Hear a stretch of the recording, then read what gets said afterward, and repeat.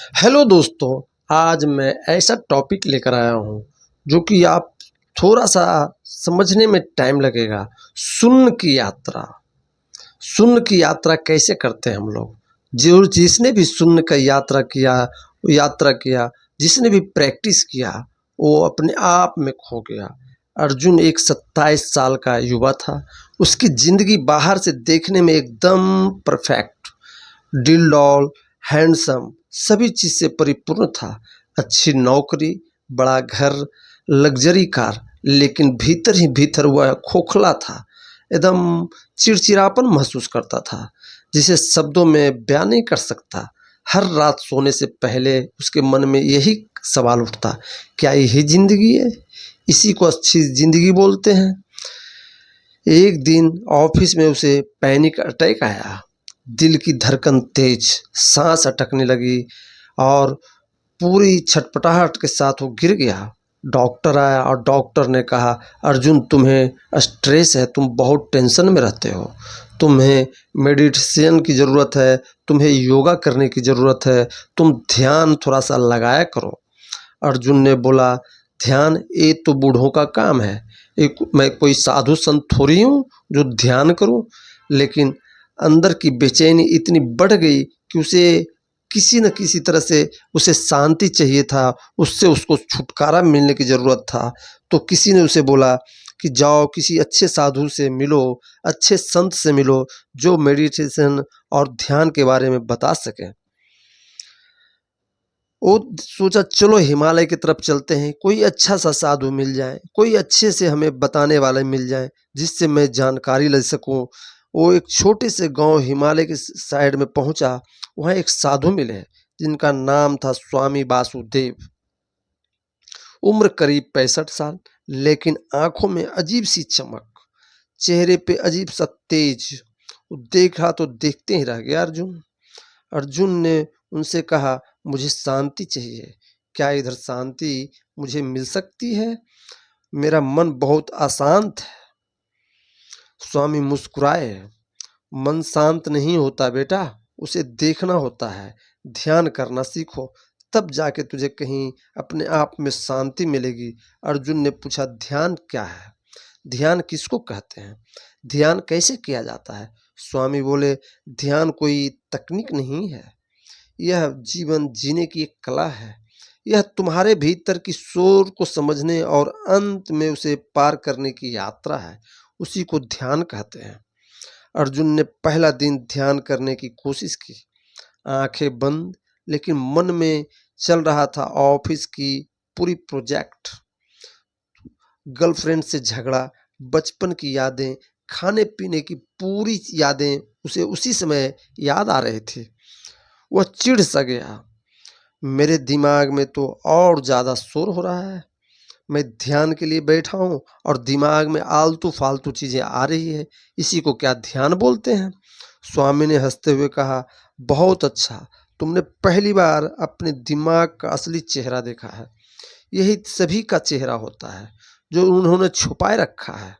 यही तो शुरुआत है। अर्जुन ने हर दिन अब 30 मिनट का ध्यान करना शुरू किया। पहले हफ्ते वह परेशान रहा, बहुत कोशिश करता, जब भी बैठता फिर वही बातें बार बार उसके दिमाग में आती। ऑफिस की पूरी प्रोजेक्ट, गर्लफ्रेंड से झगड़ा, दोस्तों से यार झगड़ी, खाने पीने की चीज़ें, ये चीज़ करेंगे वो चीज़ करेंगे। जब भी ध्यान में बैठता वही सभी चीज़ आते, बार बार आते। पहले हफ्ते वह परेशान रहा, कभी नींद नहीं आती, कभी गुस्सा आता, लेकिन धीरे धीरे उसने महसूस किया कि बीच-बीच में कुछ सेकंड ऐसे आते हैं जब कोई विचार नहीं होता, बस एक गहरा शून्य होता है। एक दिन उसने स्वामी से पूछा, मैंने कुछ पल के लिए खालीपन महसूस किया है, क्या यही ध्यान है?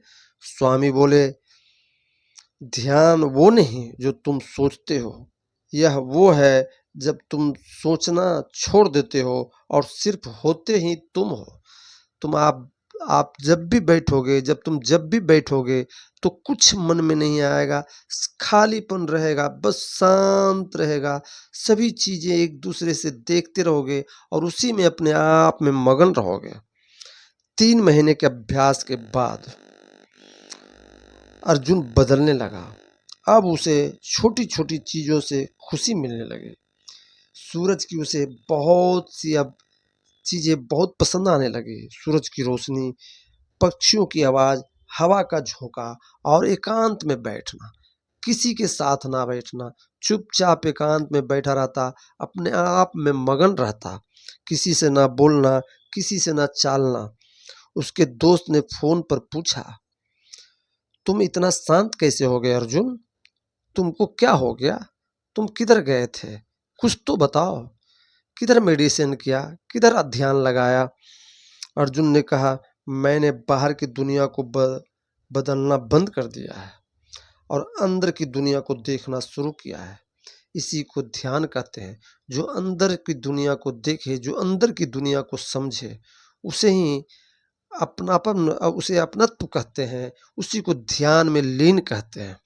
अगर जो तुम कर सको तो कर लो, आके मैं तुम्हें समझा सकता हूँ। एक दिन गहरी ध्यानावस्था में अर्जुन को ऐसा अनुभव हुआ जैसे उसका मैं घुल गया हो, जैसे उसने कुछ अपने आप को उसमें झोंक दिया हो। न विचार, न नाम, न पहचान, बस शुद्ध चेतना।